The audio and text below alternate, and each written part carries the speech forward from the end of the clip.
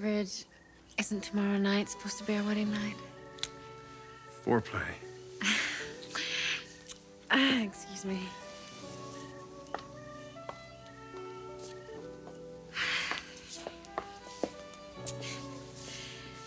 Ridge, we have a rehearsal dinner in less than an hour. All right.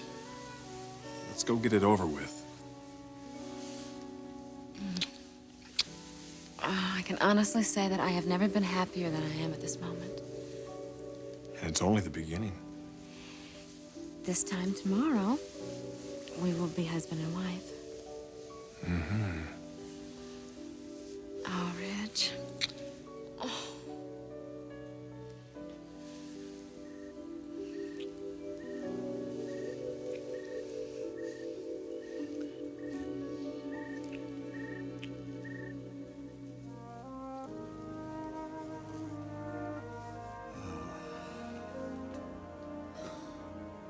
Darling, this isn't the Battle of the Bulge. It's just a rehearsal dinner for a wedding. Well, a marriage between Caroline and that man is hardly cause for a celebration in my book. We're back to this again. No, we're not back to this. Believe me, this will be the last negative word I ever say about Ridge Forrester. Oh? Mm-hmm. The last thing I want to do is alienate my daughter, which is exactly what I'd do if I keep bad-mouthing her husband. But she is going to need my support, Margot. More than anything in her life, she's going to need me. Well, I think that is a very wise attitude. Oh, wisdom has nothing to do with it. At some point, inevitably, Ridge is going to slide back to his old ways of womanizing. And that's naturally going to destroy my daughter. So I come in, pick up the pieces, and that's why Caroline and I should remain close. A true optimist. I am just preparing for the worst. Now, it's like waiting for the big one, Margot. Everybody knows there's going to be an earthquake, but nobody knows when. So when it does happen, you can believe my daughter's world is going to just crumble. And that's why we must remain close, for whatever it takes.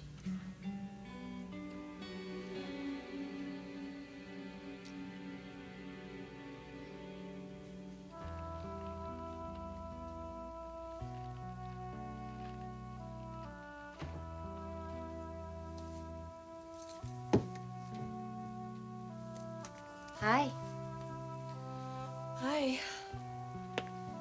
Any calls? No. But Thorne stopped by. You did? What do you want? To lend some moral support. You look like you could use it. I'm really worried, Donna. About what? About something that I told Thorne. And I just hope that he doesn't tell his mother.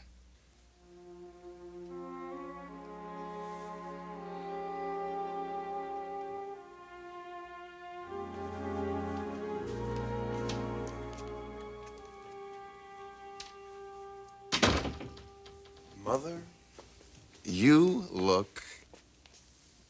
are beautiful. Well, thank you. Why are you staring? I'm just thinking to myself, how I can see one woman when I look at you, and Brooke Logan sees someone altogether different.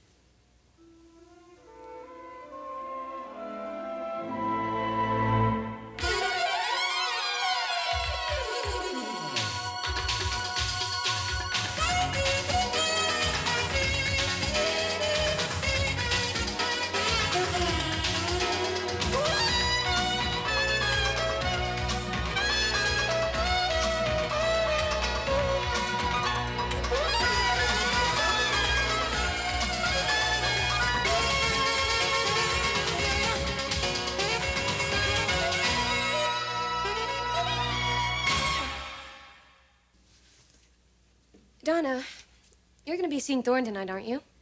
I wasn't planning on it. Well, if you do, could you give him a message? What? Tell him to please not say anything to his mother about our talk. Just what did you say to Thorne, Brooke? He started questioning me about his mother. And you told him that she was the cause of all our family's problems. Yeah, something like that. Which is exactly what you told me the other day. Without an explanation. And you're not gonna get one now, either. If that woman did something to our family, I'm gonna find out. And when I do... Donna, if you have any interest in Thorne, you'll stay away from Stephanie Forster. Do you understand? You saw what she did to Rich and me. This is my battle, my war, and I'm gonna deal with Stephanie in my own way.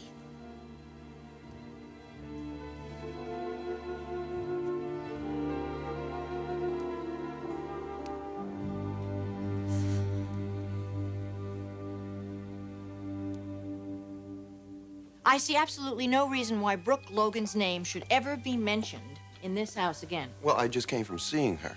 You know I don't like those Logan girls. Now listen, if you have to see Donna in order to help you get through this period of your life and to get over the marriage with Caroline, fine. But I don't want you to become involved with Brooke. Now, normally I wouldn't say this, but in this case, I have to. That girl is never going to set foot in this house again. Never. I will never permit it. Then it is true. What? This incredible enmity that exists between the two of you. Oh, Thorne, there's no secret to that. And the reason for this enmity? Well, there's no secret for that either. Mother, I know that this is something more than a personality conflict between two strong women. What are you saying, Thorne? Brooke said something to me. What did she say? She said that she is obsessed with this horrible thing that you have done to her and to her family. Thorne, she is a young woman, a young lover who's been spurned. She's angry, she's hurt, and she blames me. And why? Why would she do that? Because she needs to blame someone. I happen to be the scapegoat. She certainly isn't capable of accepting the responsibility for herself, is she? What did you do to her family? I didn't do anything to her family. If I did anything, I kept them together. I prevented a divorce. Now, this is the last time that you and I are ever going to discuss this subject. Am I interrupting something? No! You look wonderful. Thank you. Thorne, is there anything I can do to get you to join us tonight at the rehearsal dinner? No, Ridge, there's nothing you can do. We'll talk about this later.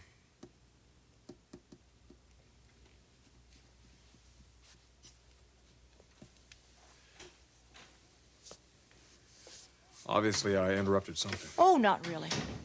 You all ready for the big night? Tomorrow is the big night, Mother. Tonight is an unpleasant obligation. By the way, have I told you how ravishing you look? No. Well, you do. I bet Dad's noticed it, too. I haven't seen your father. Where is he? I don't know. He had to go someplace the last minute.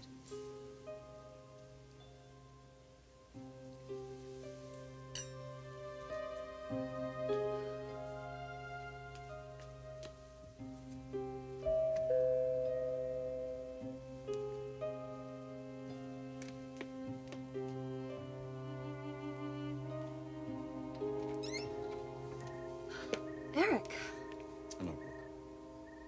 come in.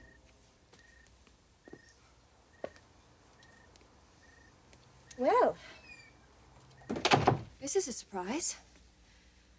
Isn't the rehearsal dinner tonight? Yes, it is, but I wanted to stop by here first Why? to give you this.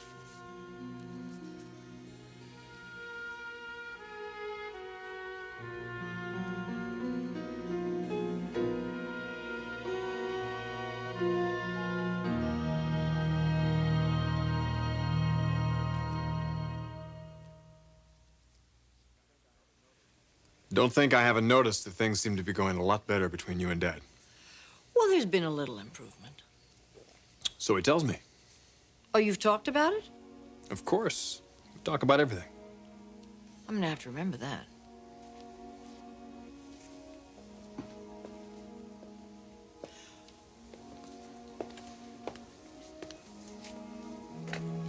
Well, what did he say? Well, I can tell you this. He is making the effort. I could have told you that. Then you are aware of it. Ridge, for the first time in 2 years, 2 really long years. I feel good about my husband and my marriage. I feel confident that I've got a chance to make it continue.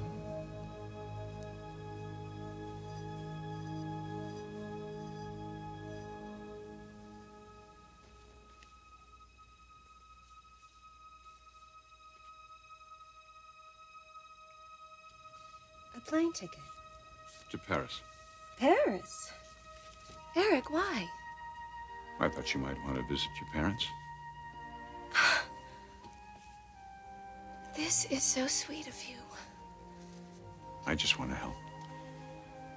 I can't imagine what you must be going through. Well, just knowing that you care, that's a big help all by itself. Thank you so much.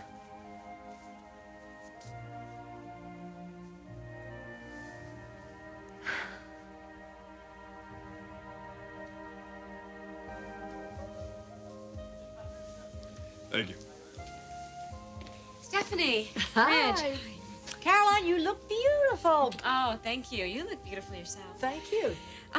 Have you met Val, my associate friend and maid of honor? Yes, we met at the office. How are you, Mrs. Forster? I'm very well, thank you, and I'm very excited. Can I get you some champagne? Oh, I'd love some. Then I guess we'll have to leave them alone.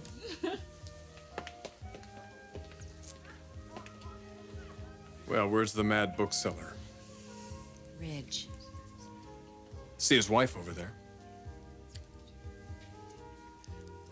Good. Why don't you go talk to her? You know, you're already sounding more and more like a wife.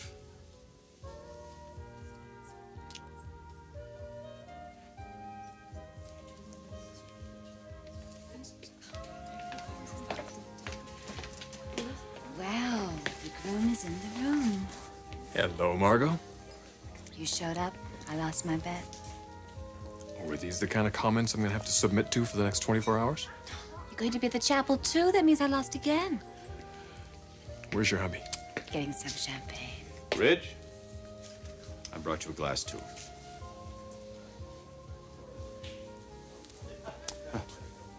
Please. May I have your attention? I would like to propose the first toast of the evening.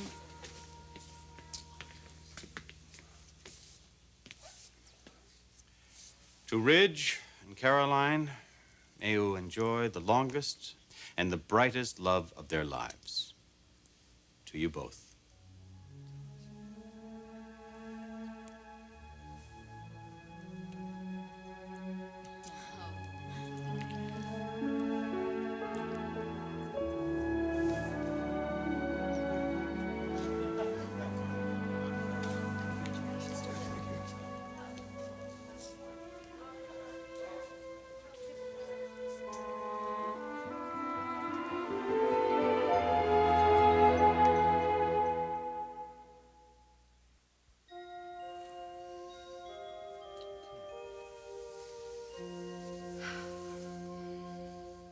Well, I'd better be going. Eric. Look, I don't want to be a burden on you. A burden? Like you have to make sure I'm okay. Brooke, I'm well aware that you're going to be able to go on with your life just fine. I just want to give you a helping hand, that's all. Why? Maybe because I feel you deserve it. Because of what happened between Rich and me? Eric, you're not responsible for that. I know I'm not. But I do worry, and I do care.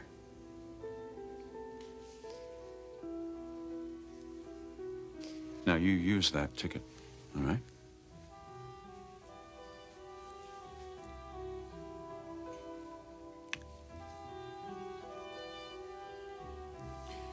And be well, Brooke.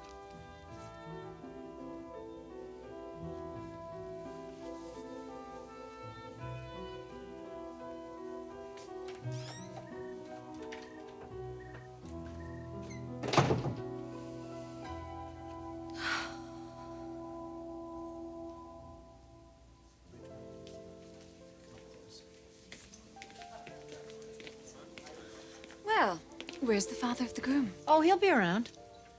You certainly have a settled-in look. Well, I guess that comes from being settled in. Didn't there used to be a portrait of Caroline above the fireplace? Yes.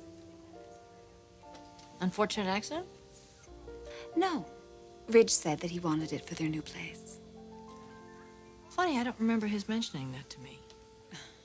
Does he mention everything that's on his mind to you? Yes. Mrs. Forrester. That was quite a toast your father gave. I have to tell you, it really took me by surprise. Maybe he is on a mission of acceptance. I don't know. Look at them talking. I never would have believed that. Would you look at the two of them out there? They're not even throwing each other off the balcony. I know.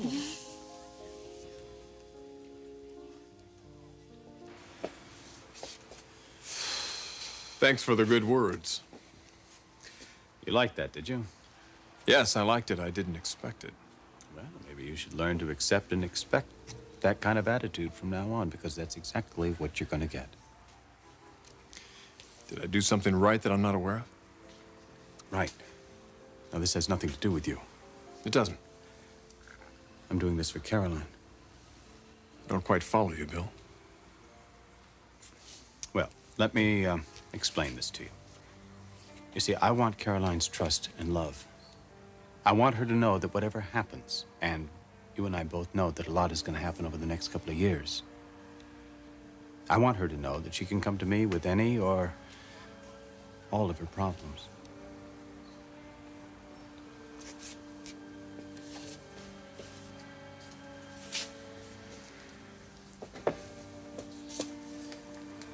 What exactly are the problems that you're alluding to? You know exactly what I'm talking about. Adultery, womanizing, infidelity, the list goes on and on. You know, Bill, for some reason you never fail to bring out the worst in me. What a surprise. That ought to tell you something. Like, for instance, I'm standing here now, and with every ounce of my strength, I'm fighting off the urge to just deck you right here and now. Well, why don't you go right ahead? I won't even put up a fight.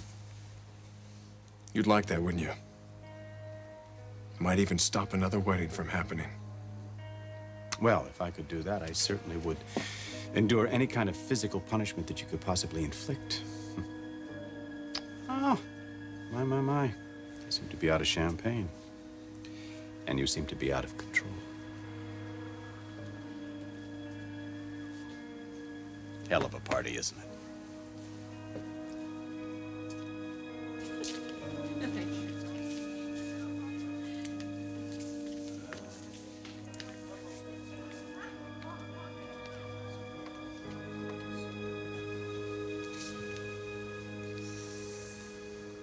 I am standing in there watching you out here, talking to my father, being civil. I mean, really relating to him. And I'm falling more in love with you with every moment.